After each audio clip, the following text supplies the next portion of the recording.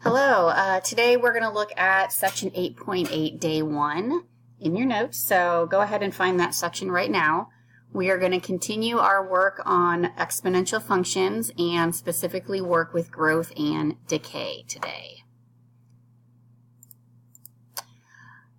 Okay, let's revisit the format of an exponential function. The format is y equals a times b to the x power, and I have everything labeled for you. So the x is going to be the exponent.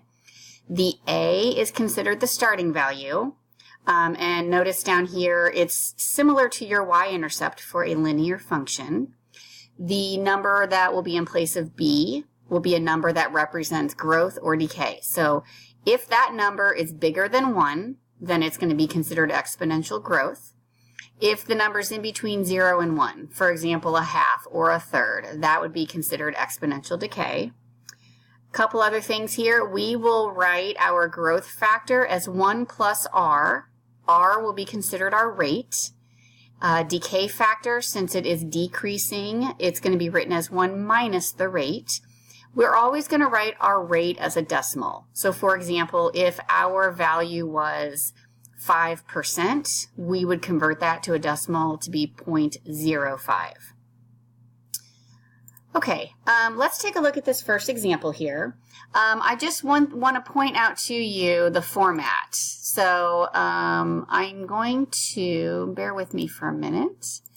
I'm going to be typing in here since I am working on a video here. So this would be in the format of y equals a, and I'll use that little symbol as my multiplication, times b, and then it's going to be b up to the x power.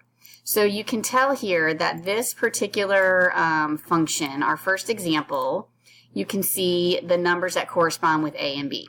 So to determine growth or decay here, so I'm looking at the b value. So I'm going to put b in parentheses over to the side here so that you can see that that's what I want to look at. So my b value here is 1.03. Based on what we talked about a second ago, that is going to be a number greater than 1. So this is considered growth. All right. The initial value, that is going to be the a value. So over to the side, I'm going to jot down a. So I want to look at the number 600. That is simply my initial value. Now, I want to evaluate this function. I want to find the value of y when x is equal to 7. So I want to plug x equal to 7 in right here. So when I go to work through that, let's substitute in 7 for x. So y equals 600 times 1.03 raised up to, and here's where I'm going to plug in my 7. Raised up to the 7th power. So now we're going to grab our calculator. I would type this entire expression in, and we're going to round to the nearest hundredth. So go ahead and pause this and calculate that value and come back here. All right, the value I calculated was 737.92, 737.92. Okay, well, let's move on to the next one. Try that again. Example 2. So again, I'm going to type up here above my expression, y equals a times b to the x power. So when I look at that, I can tell what number corresponds with what part of the function. So growth or decay. So growth or decay, again, is determined by the b value. So my b value is a 1/2. So that number is in between 0 and 1. This represents decay. Initial value, the initial value goes with the a. So over to the side, let's jot down a again. So the initial value I can clearly see is a 5. So 5 would be my initial value. And let's find the value of y when x equals 4. So I'm going to have to do plug in 4 for x. So y equals 5 times 1/2. And I need to raise that up to the power of x, and I'm going to plug in 4. Now, feel free to, when you use your calculator, feel free to convert 1/2 to a decimal. So I could type in 5 times 0.5 raised up to the 4th power. Okay, so either way, figure out how you can work your calculator best. So go ahead and type that in and pause the video so we can check our answer. Okay, so if you leave it as a fraction, you should have the fraction of 5/16. Okay, as a decimal, that would be 0.3125. Okay. Alrighty, let's move on to a couple of examples where we are going to actually use this type of information to solve a problem. So, example 3. Suppose you purchase a car for $8,500. The car depreciates at an annual rate of 5.2%. Round your answer to the nearest cent. Okay, one thing I want you to see here is this word depreciate. So if you flip back to the first page of your notes, we wrote that if you think about depreciate is something going down in value, or that would represent a decay. So here's kind of what I'm thinking right now. I'm thinking about writing some information in a minute in the form of 1 minus the rate, because it's decreasing in, the amount is decreasing every single year. 5.2 right here is going to be my rate. Over here, this is going to be my rate. All right, let me change that color here so you can see that better. 5.2 is going to be my rate. All right, and then when I write things as a rate in a problem, I want it as a decimal. All right, so my rate, though, cannot just be 5.2. My rate is going to have to be written as a decimal. So when we convert to a decimal, we want to divide by 100, which is the same as just moving that decimal spot over once and then twice. So we should be able to calculate 0.052. That's actually the number I want to use in my calculations.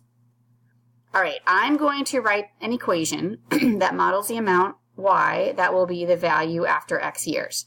So here's what I need my format. My exponential format is y equals a times b to the x power.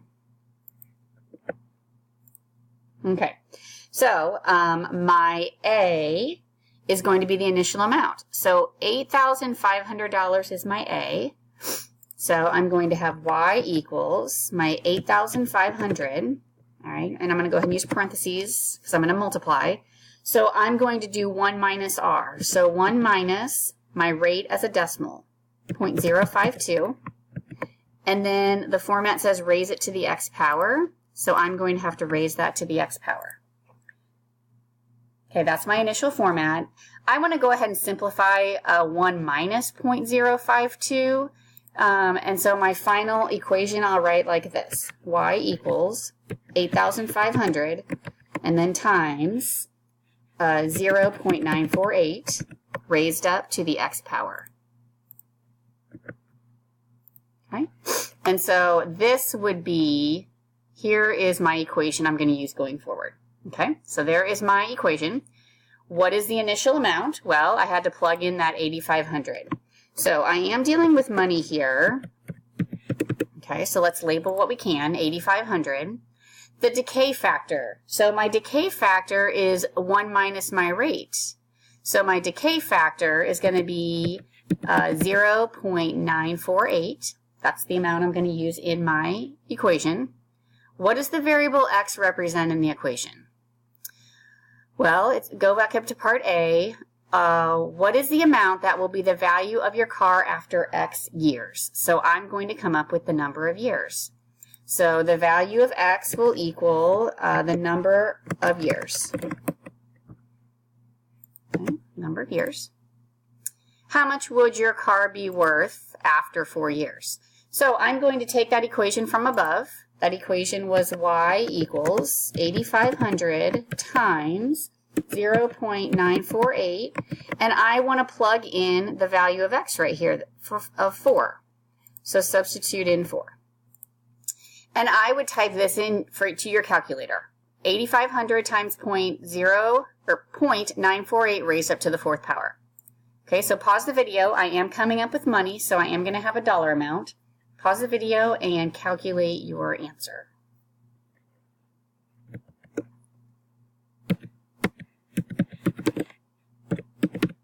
All right, did you get $6,865.19? So think about what is happening here. This car was $8,500. At the very beginning, the word depreciate means it goes down in value. So I subtracted 1 from my rate so that that amount would decrease. After 4 years, if I was going to sell my car, I could only sell it for $6,865. So that's the context of the question. That's what depreciation would show. All right, what I'd like you to do next, I would like you to pause this video, and I'd like you to run through example 4 and answer parts A, B, and C. And when you are done with that, I'd like you to come back in and check your answer. So go ahead and pause it now. Okay, on this problem, the equation I'm going to write, now don't forget you are writing it in the format of y equals a times b raised to the x power. Okay, so my equation here, this is appreciating, so I am going to write this as 1 plus r versus 1 minus r, and my 3% is my rate, but when we write our rate, we need it in terms of a decimal, so my rate is really going to be 0.03. Think about the decimal being after the 3 and you were shifting it over twice to the left. All right, my equation would start out as y equals 150,000 times 1 plus 0.03 raised up to the x power. So I will go ahead and actually add 1 in 0.03. So I would write my answer as y equals 150,000 times 1.03, oops, times 1.03 raised up to the x power. Okay, so there's your equation. Estimate the house value in the year 2014. So 2014, my equation represents his house in the number of years after 2004. So I need to take 2014 and subtract 2004. So the value of x I'm really going to enter is going to be 10. So when I plug that in, I will be working with this equation. Y equals 150,000 times 1.03 raised up to the power of 10. Okay? So what I end up getting here is 201,587.46. So after 10 years, my house goes up in value from 150,000 to 201,000. Pretty good. Approximately how much was the house worth in 1994? Well, I still want to do, my starting point is still 2004. So if I take away 2004, I actually end up with a negative value. So I'm going to plug a negative 10 into that equation because I would expect the house to be worth less. So I'm going to have y equals 150,000 times 1.03, and I'm going to raise that to the negative 10th power. All right. So when I key that into my calculator, I'm going to expect a number smaller than 150,000. And what I end up getting is 111,614.09. Okay. So if you have any questions, we will address those tomorrow. And you do have a worksheet that you can get from the sub now.